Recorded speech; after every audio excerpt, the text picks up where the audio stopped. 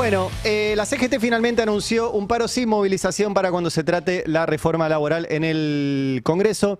La pregunta es si el paro tiene que ser contra la reforma laboral, lo cual tal vez todo el mundo diría sí.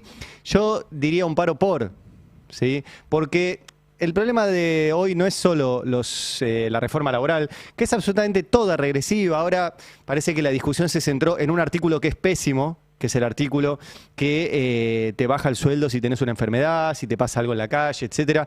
Entonces, pará, el problema es ese artículo. No, el problema es ese artículo y la ley completa. Ese artículo y la ley completa. Pero el tema que habría que haber parado hace mucho por los sueldos y por el asado. Porque el quilombo que tenemos en la Argentina es que no alcanza la plata. Pero primero, no lo dicen los sindicatos y sí lo dicen los empresarios. Ahora un rato les voy a mostrar, porque ayer el ministro de Economía se mostró sorprendido de que no estén las patronales empresarias, las cámaras empresarias, haciendo marchas a favor de esta reforma laboral. El tipo dice, no entiendo por qué no la apoyan. Estoy asombrado. ¿Sabes por qué no la apoyan, Luis? Ahora te lo voy a mostrar, pero no la apoyan porque no venden nada. No venden nada.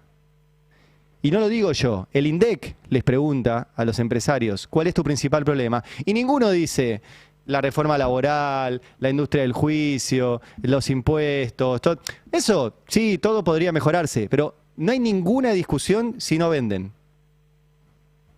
Ninguna, o sea, no hay discusión de nada, absolutamente nada, si la economía no funciona. Y el tema es que la economía no funciona. Por eso creo yo que el paro no solo tiene que ser paro y con movilización, y tal vez por más tiempo, como están proponiendo algunos, sino por algo además. Porque los sueldos son el problema. Y el asado es el problema. El asado como concepto. Y también como realidad. Recién mostrábamos con Fer que estamos en el peor consumo de carne de nuestra historia. Y no es que no nos gusta más la carne, es que no nos alcanza la plata para comprarla. Ese es, creo yo, el tema. Y ahí hay una discusión, yo creo que en un rato lo vamos a discutir con Nico y seguramente con Roberto también, respecto de la CGT. Pero no de la CGT como instrumento. Yo soy un militante de la sindicalización. Buena parte de mi formación política fue adentro de la CTA, del sindicalismo, de la juventud de la CTA en ese momento. Y a favor de los sindicatos, afíliense, aporten a su sindicato, armen comisiones internas, discutan adentro de esas comisiones internas, sean delegados, cambien los sindicatos. No hay chance sin los sindicatos. No hay chance. El mundo sin sindicatos es el sueño empresario. Ahora, el problema es que hay una pequeña porción de dirigentes sindicales que ha concentrado la conducción del sindicalismo en la Argentina y hace demasiados años, no es solo de esta conducción, porque esta conducción son 3 delegados de otros. Lamentablemente tenemos 3 delegados conduciendo la CGT, ninguno con peso propio y ninguno ahí por decisión real de la conducción dirigencial de la CGT, sino que sus verdaderos mandantes no ponen la cara y mandan a 3 tipos como delegados. Uno es delegado de Hugo Moyano, ¿sí? Otro es delegado de Gerardo Martínez y otro es delegado de Héctor Daer. Es así de básico. Y vos decís, 3 delegados que no conoce nadie van a hacer la conducción de la CGT para llevar adelante un plan de lucha contra una ley que es pésima entera, no este articulito que ahora, pésima entera, mientras hace muchos años que los sueldos bajan y no podemos comer asado. Hay una discusión para dar ahí. Y la CGT ha tenido históricamente dirigentes fuertes, fuertes. Ayer repasábamos con Lichi Leiva algunos tipos, como por ejemplo José Ignacio Rucci, que cuando llamaba a un paro, por ejemplo en 1970, en medio de una dictadura, lo hacía así, mirá. Acaba de finalizar la reunión del Comité Confederal de la CGT. Conversamos con su secretario general, señor José Rucci. Señor Rucci, por favor, acaba de finalizar y queremos saber la resultante de la reunión. Bueno, el Comité Central Confederal, por unanimidad, resolvió fijar fecha para el paro de 36 horas los días 12 y 13 de noviembre. Esta resolución es consecuencia de la resolución primitiva que se tomó el 28 de septiembre. Hacían paro en una dictadura, 1970 es esto. También hacían paros en democracia. hubo muchos paros que le hicieron a Raúl Alfonsín con Saúl Ubaldini en la conducción de la CGT. Vamos a recordar un poquitito. Los sindicalistas consideraron que el diálogo se está agotando, que llegó el momento de pasar a la acción. Comienza con un paro de 24 horas sin movilización. El próximo que sigue, la estrategia se fija al movimiento obrero, seguramente será con movilización y concentración. ¿Es para sensibilizar a los empresarios o para que el gobierno reaccione, el presidente Menem? Yo creo que es para todos. Aquí, en principio, por los empresarios, que todo lo que quieren hacer es quitar derechos a los trabajadores. Y el gobierno también, que rectifique su rumbo, como corresponde. Que sepa que a los jubilados no se da soluciones, mandarlos a trabajar. ¿Y la gente parará? Yo creo que va a parar todo el país. Yo creo que ya está parado el país. Acá no hay muchas cosas que parar. ¿Es necesario le harán 13 paros también a Menem, como le hicieron a Alfonsín? Quiera Dios que vengan las soluciones con anterioridad. Caso contrario, sabremos defender nuestros derechos como corresponde. Perdón, hago la corrección. Mencionaba los 13 paros a Alfonsín y era un paro del año 92 que le hacían a Menem.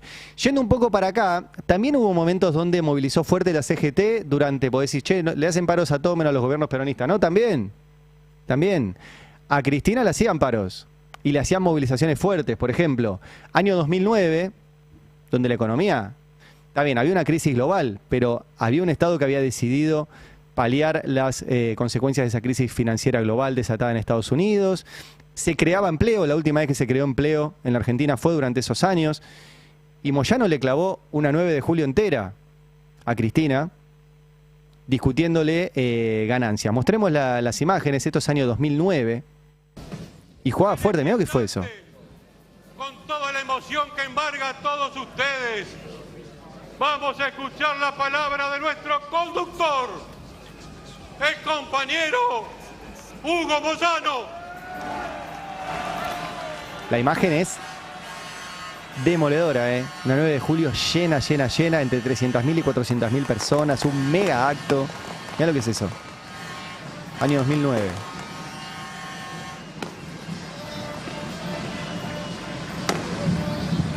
Debe ser de los, por lo menos que yo viví, de los actos sindicales más grandes. Que te muestra también de que cuando quieren mover, mueven fuerte. Y en ese momento, Moyano estaba muy crítico de Cristina. Recuerden, año 2009, había elecciones. Cristina perdió las elecciones de medio término ese año. Se discutía la ley de medios. Fue un año picante, picante. Y Clarín obviamente aprovechaba todo esto y en su tapa mostraba la gran movilización. ¿Sí? Y era el título central de tapa, Moyano criticando a Cristina. Hubo también un paro de la CGT en el 2012, ¿sí? Que lo podemos ver, mirá. El dirigente de la CGT, Hugo Moyano, ratificó la realización de un paro y movilización para el próximo miércoles en reclamo por modificaciones al impuesto de la ley de las ganancias y las asignaciones familiares. La Confederación General de Trabajo de Argentina ha convocado para hoy una huelga general y una manifestación en la Plaza de Mayo frente a la sede del Gobierno. Exigen cambios al Ejecutivo en materia tributaria. Esta es la primera huelga general a la que se ha tenido que enfrentar en sus casi 5 años en el cargo la presidenta argentina Cristina Fernández y también la primera que ha azotado al país en una década. La presidenta argentina Cristina Fernández se enfrenta hoy a su primera huelga general. Es de hecho el primer paro de alcance de la última década y aunque no estarán todos los sindicatos, sí uno de los más poderosos, la CGT, con su líder al frente, Hugo Moyano, y con él el de los camioneros, que también dirige y que aglutina no solo a los trabajadores del transporte. Ya la semana pasada intentó poner contra las cuerdas a la presidenta con una huelga en el servicio de abastecimiento de combustibles. Los reclamos salariales se arreglaron, pero ahora reivindica la retirada de impuestos a los salarios. Para muchos, una excusa de Hugo Moyano para enfrentarse a su antes aliada Cristina Fernández, que ya ha dicho que no va a sucumbir a ninguna extorsión. Bueno, ahí estaba eso. Después obviamente hubo algunos paros a Mauricio Macri, donde también se daba una situación parecida a la actual. ¿Se acuerdan? Cuando las bases le reclamaban a la conducción de la CGT de ese entonces, ya no con Hugo Moyano en la conducción, e incluso hubo un acto en cual le robaron el atril, ¿se acuerdan? A la CGT, lo pueden encontrar el atril en Mercado Libre, en alguna época se vendía el atril que le habían choreado a la CGT en un acto, y el famoso poné la fecha a la puta que te parió, durante el gobierno de Macri. El gobierno peronista de Alberto Fernández tuvo otras características, además tuvo una pandemia en el medio, lo cual hacía mucho más complejo todo. Y ahora efectivamente la CGT hizo algunas acciones al inicio del gobierno de Milei, después dejó estar y ahora está ahí que va y que viene. Y el día que había que hacer un paro y movilizar, movilizó sin paro, y ahora que hay que hacer un paro y movilizar, hace un paro sin movilizar. Es como que va, siempre es una que otra, y ayer lo anunciaron en un tuit, ¿no? Una resolución, un tuit de la CGT que va a llamar un paro nacional de 24 horas el día que la Cámara de Diputados trate el proyecto, y mañana a las 11 darán una conferencia de prensa con los detalles. Hay sectores de la CGT que están planteando profundizar e ir más a fondo. Por ejemplo, ayer habló acá en el Destape Omar Maturano, secretario general de la Fraternidad. Mirá. Yo creo que la reforma se para si nosotros hacemos un paro por tiempo indeterminado, como hicieron los bolivianos hace un mes y pico. ¿Y esa medida está como posibilidad? No sé, yo la tengo pensada. Un paro por tiempo determinado y bueno, que se arreglen los gobernadores, que se arreglen los políticos, que se arregle el presidente. El problema de ellos ya no es nuestro, ya no es de los trabajadores. Si a los trabajadores igual, llega a fin de mes no le pagan. A los trabajadores le pagan en cuota. Ahí estaba Maturano, que dice esto se resuelve por un paro por tiempo indeterminado, por ahora es de 24 horas, acá lo que anunció la CGT. También planteaba esto Daniel Joffre, el sindicato de aceiteros. ¿Vos querés que la CGT y que todos vayan a paro general antes de que se trate la ley el miércoles o el día miércoles? Pero no que vaya un día de paro. Nosotros necesitamos o entendemos perfectamente, este es un gobierno de empresarios, está minado de empresarios. Y yo, si bien nunca estuve comandando la CGT, pero sé lo que es negociar con empresarios. El empresario lo único que le duele es perder. El perder de ganar, no perder plata, porque no pierden nunca plata, pero es perder de ganar. Entonces, me parece que en ese sentido tiene que haber un plan de lucha, porque un día de huelga le da la razón a aquellos que dicen que con un día de paro no se consigue nada. Un día no, pero así un plan de lucha, un paro por tiempo indeterminado. Yo qué digo, porque siempre hicimos así, un paro por tiempo indeterminado y veremos quién gana, el que sobrevive gobernará. ¿Por qué él dice siempre hicimos así? Porque en los aceiteros hace eso y tiene los mejores sueldos del país. Entonces, el tipo no es que dice, yo desde mi escritorio, no, el tipo hace eso. Cuando discute con las cerealeras, que son picantes las cerealeras, les dice estas cosas y ceden. Y tiene un básico arriba de 2 palos. ¿Cuántos de ustedes que están escuchando tienen un básico de arriba de 2 palos? De 2 millones de pesos. Bueno, ese señor los tiene. Me dirás, bueno, es un gremio chico con un sector muy poderoso económicamente. Sí, pero lo tiene. Y no lo consiguió haciendo caritas felices ni tuiteando. Entonces, por ahí habría que escucharlo un poquito más. Ahora, parece que todo el eje de la reforma laboral es ahora un solo artículo, que es el que modifica el artículo 208 de la Ley de Contrato de Trabajo vinculado a las enfermedades y a cuánto te van a pagar si te enfermas. Y ayer, Patricia Bullrich, que fue la que llevó este proyecto adelante, reconoció que esto no era un tema nuevo, que estaba ahí hacía rato, mirá. Podemos ir al punto de las licencias por enfermedad, que ese es un capítulo polémico. Podemos poner el audio de Federico Sturzenegger, el ministro de Desregulación, que llamó la atención porque yo lo desconocía, no sé, mucha gente desconocía que estaba aparentemente, ahora se lo voy a preguntar a Patricia Bullrich, eso se incorporó a último momento en la reforma laboral. No fue a último momento. No fue a último momento. No, fue, la información que yo tengo es que fue a último momento. Que los senadores se encontraron. No. Que nadie lo debatió, ni siquiera. Pero nadie lo debatió, nadie lo expuso públicamente en el debate. Sí, lo discutimos. El miembro informante de La Libertad Avanza lo dijo. Estuvo como casi 15 días antes. Lo debatimos con todos los bloques que conformamos el bloque de 44 senadores que votó la ley, 42 votaron la ley, los 42 votaron este artículo. O sea que ya estaba esto. ¿Por qué apareció ahora la discusión? Vi que lo resaltaron un grupo de abogados laboralistas y entonces de repente en las redes, esto. Ahora, ¿nadie lo había leído? ¿Nadie de la CGT dijo, pará, este es el tema? ¿O negociaron la propia y dejaron pasar los que se llama derechos individuales? Porque esa fue la negociación. Yo me acuerdo el primer día que me lo dijo Beldic acá, que la CGT iba a negociar la propia y dejar los derechos individuales, y dije, no, parece una barbaridad esto. Después María Caferata, que estaba en la finita del otro día en el Congreso, dijo, che, ¿están negociando esto? Sí, ¿en serio? ¿Y se le pasó a toda la conducción de la CGT que te iban a bajar el sueldo si te enfermabas? ¿No discutieron eso? Y ahora que saltó, que todo el mundo se enteró, mirá vos. Porque encima mienten. Ahora que esto está en la Cámara de Diputados, el diputado Luis Petri, cuya esposa, mostrábamos ayer, contaba que alrededor de Milei se pagaban un montón de coimas, ahora tiene que votar esto en la Cámara de Diputados y dice que no, que en realidad Patricia Bullrich miente, que esto se incorporó a último momento. Mirá. Ayer Bullrich daba un detalle, no sé si tenés alguna otra novedad, de que va a haber algún cambio en el tema de licencias para enfermedades graves. ¿Qué más se va a rever? Si es que es lo único, y nosotros esperamos, este es a ver, para ponerlo en contexto, este es un artículo que no estaba en el proyecto original del Ejecutivo, es el 44 que modifica el 208 de la Ley de Contrato de Trabajo en lo que tiene que ver con las licencias.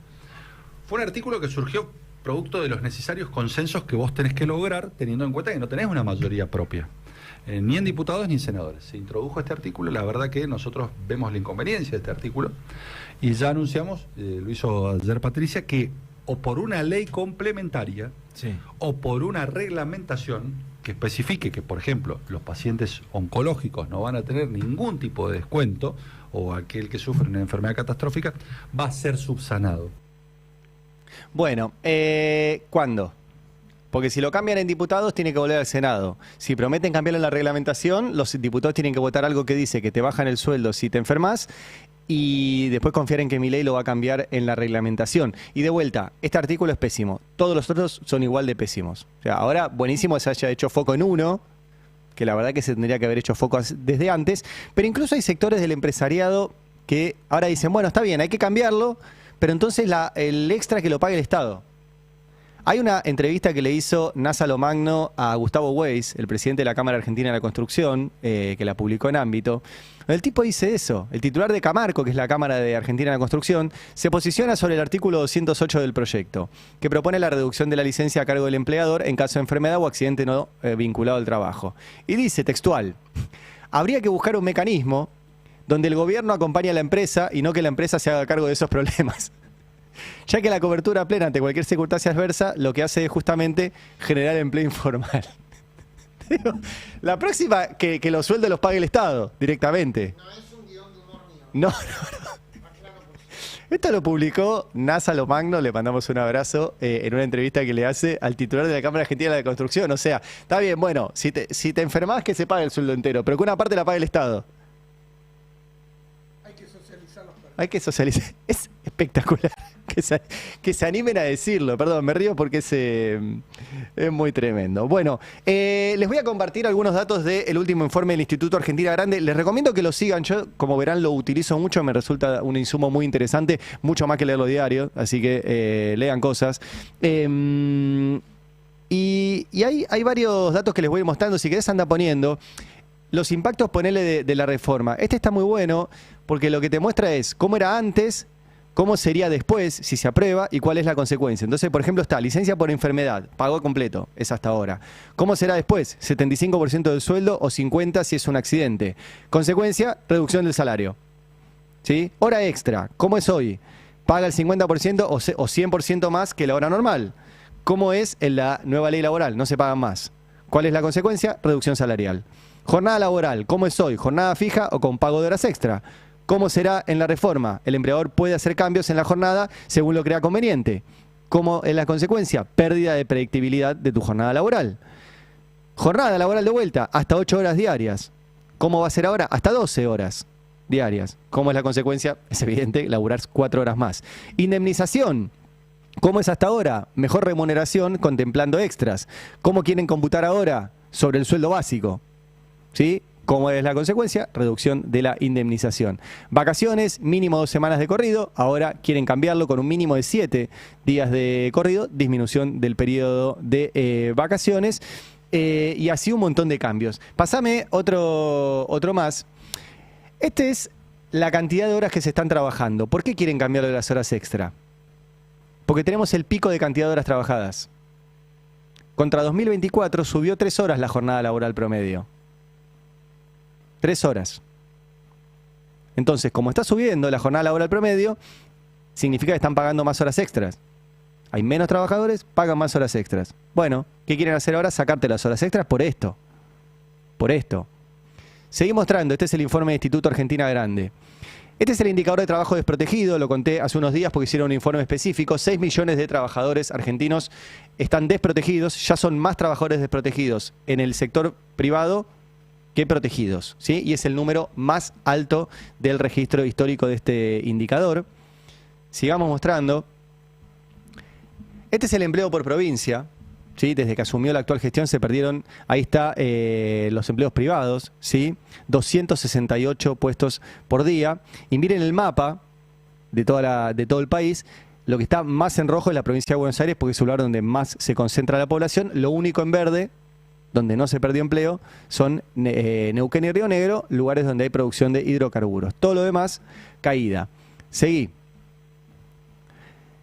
Este es el empleo relativo por provincia. Y acá es un dato muy interesante, porque si bien en términos nominales la provincia de Buenos Aires fue la que más trabajo perdió, en términos relativos, o sea, sobre el porcentaje de los trabajadores de esa provincia, hay provincias mucho más afectadas. Fíjense Santa Cruz, el 16% de los trabajadores perdió. El 16%. Fíjense Catamarca, 10%. O sea, hay provincias de 2 dígitos, que se perdieron 2 dígitos de trabajadores. Contra Buenos Aires, que es el 3%. Es tremendo esto. Sigo mostrando datos del Instituto Argentina Grande. Esta es la brecha de género, lo que mencionábamos hace un rato. La brecha de género salarial por hora trabajada nunca estuvo tan alta. Por cada hora de trabajo, un hombre ganó 9% más que una mujer en promedio. Esta es la brecha salarial nunca más alta. Seguí mostrando, lo voy a pasar rápido porque tenemos un invitado en piso ahora muy interesante. La industria y el comercio explican el 75% de los empleos perdidos en noviembre de 2025. 75% de los trabajos que se perdieron son entre industria y comercio, o sea, fábricas que despiden y comercios que no venden lo que esas fábricas producen. Seguí mostrando. Se destruye empleo. Este es uno de los grandes datos de este momento. Porque aún, esto es lo que nunca había pasado, aún en momento de crecimiento económico en la general, se sigue destruyendo empleo. Esto es lo que sería bueno que le pregunten cuando va el ministro Caputo o Milei a canales de televisión, que explique cómo hay crecimiento económico con aumento del desempleo. Y esto es porque solamente crecen algunos sectores muy particulares, la famosa economía a 2 velocidades, pero todo el resto se va para abajo. Entonces, esta es la explicación de que el modelo no alcanza para 50 millones de personas. Seguí mostrando, estos son los salarios reales, esto lo hemos mostrado ya mucho, pero simplemente para que vean que no hay salario hoy que gane lo mismo en términos reales que cuando asumió Milei. Algunos se recuperaron un poco más, sobre todo los salarios privados registrados, y hay otros que están por el piso. El salario mínimo tiene 40 puntos abajo de lo que estaba cuando ganó Milei. Los públicos nacionales casi 40 puntos abajo de lo que ganaban cuando asumió Milei. Los públicos provinciales 15 puntos abajo de cuando asumió Milei. Y los registrados todavía no alcanzan a recuperar y van 4 meses seguidos de caída contra inflación de los salarios del sector privado. Seguí mostrando uno más y estas son las empresas. Este dato es tremendo también. Lo voy a pasar rápido, por ahí mañana lo retomamos, pero aumenta la porosidad de las empresas con las ART a la vez que se multiplican los cheques rechazados por falta de fondos. ¿Sí? O sea, las empresas no están pagando la ART y miren el gráfico de la derecha cómo sube la cantidad de cheques rechazados por falta de fondos. O sea, la empresa que libra un cheque supone que lo va a poder cubrir y no lo cubre. Este es el contexto de esta reforma. Repito, todos estos datos son del último informe del Instituto Argentina Grande, que les recomiendo mucho que lo sigan y lo vean. Este es el contexto en el cual los sueldos no alcanzan y tenemos el peor consumo de carne vacuna de nuestra historia.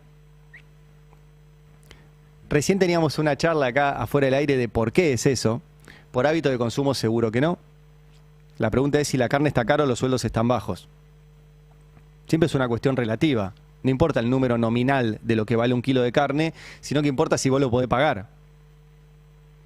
A mí no me importa si el kilo de carne vale 10 lucas, 20 lucas o 30 lucas. Lo que me importa es mi sueldo. Si el kilo de carne vale hoy entre 20 y 30 lucas, pero yo gano 10 palos, la verdad que en términos reales no me hubiera cambiado. El problema es que los salarios están a la baja y los precios a la alza. Entonces, si los precios van más rápido que los salarios, el tema son los salarios. El tema son los sueldos. Y ayer, y con esto cierro, el ministro Caputo publicó un tuit muy notable, que se los quiero mostrar, porque alguien comenta, el oráculo de Trenkelauken, no sé quién es un usuario de Twitter, que dice: esto es enorme, la baja del costo laboral será muy grande, y una muy buena noticia, el gobierno sigue bajando la presión fiscal, habla de la reforma laboral. Y el ministro Luis Caputo comparte esto y dice: esto es casi lo más importante de la ley. Les bajamos las cargas patronales un 85% para los nuevos empleos y no se habla del tema. Ninguna cámara festeja. Nada. No salgo de mi asombro. O sea, el ministro de Economía está asombrado de que no tiene una movilización a la puerta del Ministerio de Economía de las cámaras empresariales festejando que les baja el costo laboral para los nuevos empleos. Y dice que es del 85%. El número ese no está en la ley, no importa. Pero, ¿por qué no festejan los empresarios? ¿Por qué no festejan las cámaras empresariales? Y porque su problema no es ese. Y vuelvo al dato, me río porque Fer me decía, este es el dato del día, la verdad que es el dato de todos los días, que es la encuesta que hace el INDEC, que es una encuesta de negocios, en el cual les pregunta el INDEC de Caputo, que ahora encima lo maneja un hombre de él.